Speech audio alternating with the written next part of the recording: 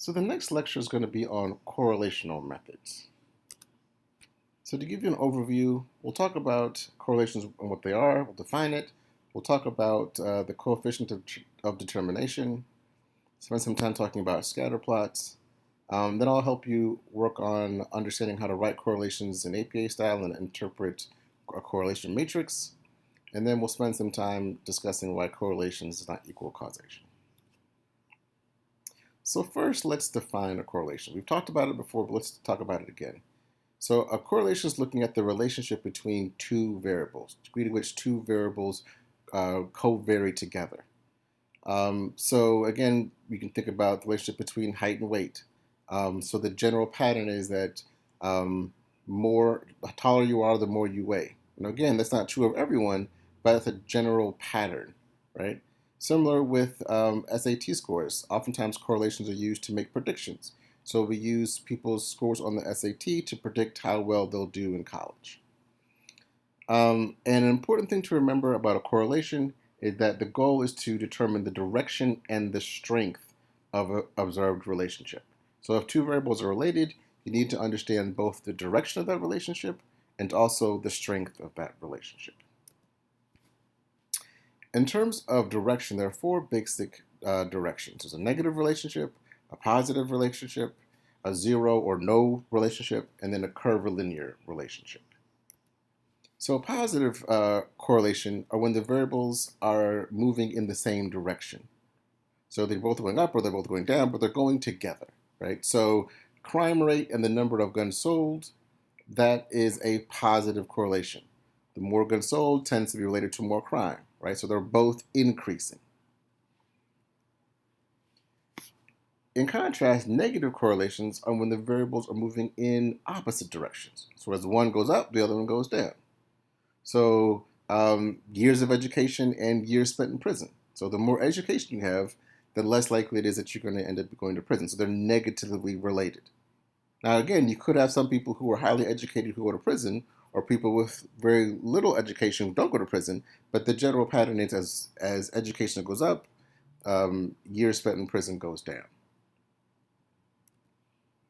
Curvilinear relationships are a little bit trickier. So as one variable goes up, the other one might go up and then go down, or goes down and comes back up. So the second variable changes direction at some point, right? So they're not always varying together. At some point they're varying together and then they're not varying together. Or they're not varying together and then suddenly they start varying together. So an example of a curvilinear relationship is the relationship between arousal or stress and performance. With the idea being if you have very low arousal or very low stress, that's going to lead to underperformance. So you're kind of you're kind of tired, you're groggy, so that leads to poor performance. But then the argument here is that there's an optimal level of performance. So at the top end of this curvilinear relationship is when you are optimally aroused or stressed. So you're kind of, your juices are flowing, you're getting into it. That's going to lead to optimal performance.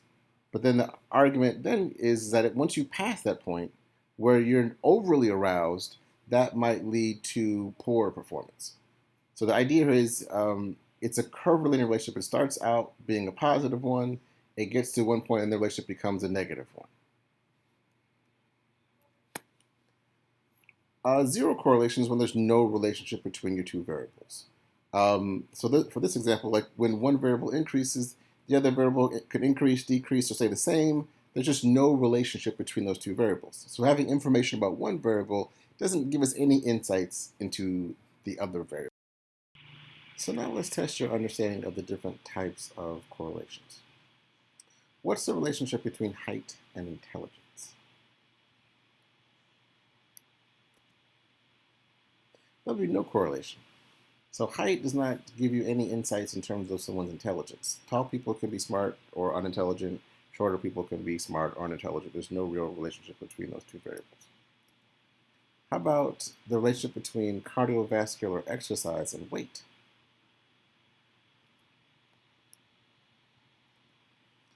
That's a negative correlation. So the key here is cardiovascular exercise. So the more running you do, let's say, should lead to more calories being consumed, which means that you're going to weigh less.